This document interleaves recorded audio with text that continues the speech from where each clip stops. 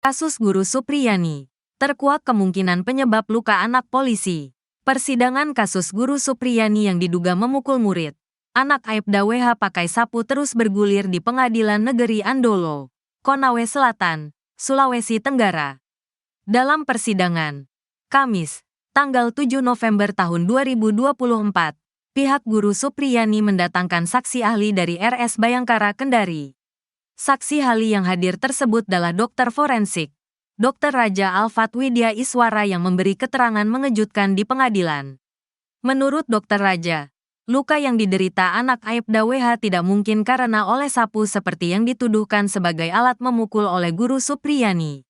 Justru Dr. Raja membeberkan dua kemungkinan penyebab luka anak Aibda WH, yang disebut-sebut karena dipukul Supriyani menggunakan sapu. Pertama, menurut Dr. Raja, luka yang dialami korban terlihat disebabkan oleh benda permukaan kasar, bukan dari benda tumpul, seperti sapu. Raja mengatakan, apabila luka tersebut akibat benda tumpul, maka penampakannya tak akan terlihat seperti foto korban yang ditampilkan di persidangan. Jadi kemungkinan penyebab luka ini bukan dari sapu yang dibawa sebagai barang bukti. Tidak ada, kata dokter yang bekerja sebagai dokter forensik di RS Bayangkara Kendari ini. Kamis, dilansir tribunnews.ultra.com. Ini seperti luka memar, tapi melihat garisnya juga seperti luka terkena gesekan dengan permukaan benda yang cenderung kasar.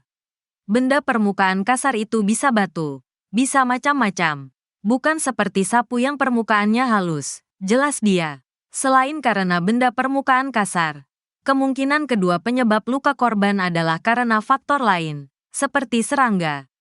Kemungkinan lain juga ada penyebabnya luka ini karena serangga, ujar Dr. Raja.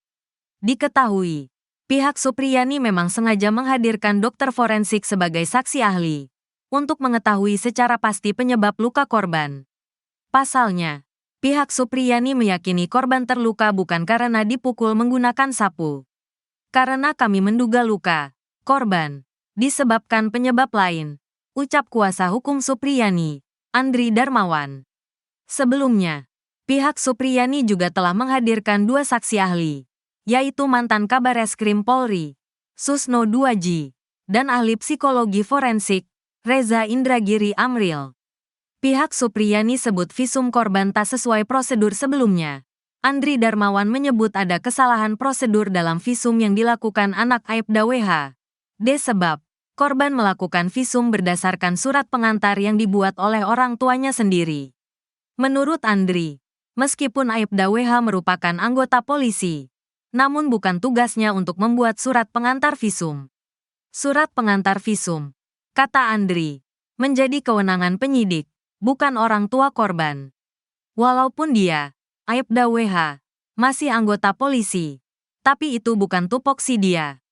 Karena itu, surat pengantar visum, kewenangan penyidik, ujar Andri. Jumat, tanggal 1 November tahun 2024. Waktu visum tidak ada penyidik yang mengantar, malahan dibawa sendiri, oleh orang tua korban, imbu dia. Karena itu, Andri meragukan hasil visum korban. Apakah benar-benar dikeluarkan oleh dokter atau hanya rekayasa? Siapa yang bisa menjamin kalau visum itu hasil kompromi orang tua korban dengan dokter? Makanya kami meminta dihadirkan dokter yang membuat visum. Tapi nyatanya tidak dihadirkan di persidangan kemarin, beber Andri. Lebih lanjut, Andri menyebut dokter yang melakukan visum terhadap anak Aibda WH tak kompeten. Lantaran, dokter tersebut merupakan dokter umum, bukan dokter forensik. Kami juga menilai dokter ini tidak kompeten menilai luka, karena dokter umum, bukan dokter forensik. Karena untuk menyimpulkan luka ini ditimbulkan karena apa, harusnya dokter forensik, tegas dia. Ia menduga luka yang dialami korban disebabkan oleh hal lain, bukan karena dianiaya oleh Supriyani. Karena itu, Andri mengatakan pihaknya bakal menghadirkan dokter forensik untuk memastikan penyebab luka korban. Sebagai informasi, kasus ini bermula saat Supriyani dituding memukul anak Aibda WH. Aibda WH diketahui merupakan kanit intelijen Polsek Baito. Kasus ini kali pertama mencuat di media sosial pada tanggal 21 Oktober tahun 2024. Saat itu, Kapolres Konawe Selatan, Febri Samlaode, mengaku sudah melakukan mediasi berkali-kali sejak kasus dilaporkan pada April tahun 2024. Namun, lantaran tidak ada kesepakatan antara kedua belah pihak, kasus tersebut naik ke tahap penyidikan. Buntut kasus itu, Supriyani pun ditahan dan kini tengah dalam proses sidang. Aibda WH tetap ngotot ingin penjarakan Guru Supriyani. Guru Supriyani mengatakan Aibda WH ngotot ingin penjarakan dirinya meski cuma sehari. Supriyani mengatakan ucapan itu disampaikan Aibda WH setelah dirinya minta maaf kepada anggota Polri itu dan istrinya, NF sebanyak 5 kali. Hal itu diungkapkan Supriyani dalam sidang lanjutan di Pengadilan Negeri PN Andulo, Kabupaten Konawe Selatan, Sulawesi Tenggara, Kamis, tanggal 7 November tahun 2024. Supriyani mengatakan, meski ia telah meminta maaf, Aibda WH mengatakan akan tetap memenjarakan dirinya karena tidak mau mengakui kesalahan. Ungkapan itu, kata Supriyani, terjadi di mediasi pertama, bahkan hingga pertemuan kelima sebelum dirinya ditahan oleh Kejaksaan Negeri Konawe Selatan. Sempat ada kata-kata dari Pak Bowo, saya tetap akan penjarakan kamu walaupun hanya sehari agar semua orang tahu kalau kamu salah, ujar Supriyani menirukan ucapan Aibda WH. Dalam sidang tersebut, Supriyani bercerita telah meminta maaf kepada Aibda WH dan istrinya, NF, sebanyak 5 kali. Bahkan, Supriyani tak kuasa menahan tangis saat menceritakan momen tersebut. Menurutnya, permintaan maaf itu disampaikan Supriyani pada setiap pertemuan mediasi, sebelum kasus ini masuk persidangan. Diketahui, mediasi telah dilakukan berulang kali, namun tak ada titik terang lantaran Supriyani bersikukuh tak mau mengakui perbuatan yang dituduhkan kepadanya. Saya sudah 5 kali bertemu Pak Bowo, Aibda WH, dan setiap bertemu saya sampaikan minta maaf. Kalau pernah bikin salah selama mengajari anaknya, ungkap Supriyani. Supriyani menegaskan, permintaan maaf itu bukan karena ia mengakui kesalahan yang dituduhkan. Namun, permohonan maaf itu agar masalah ini dapat segera selesai tanpa proses hukum. Karena setiap bertemu selalu disuruh minta maaf.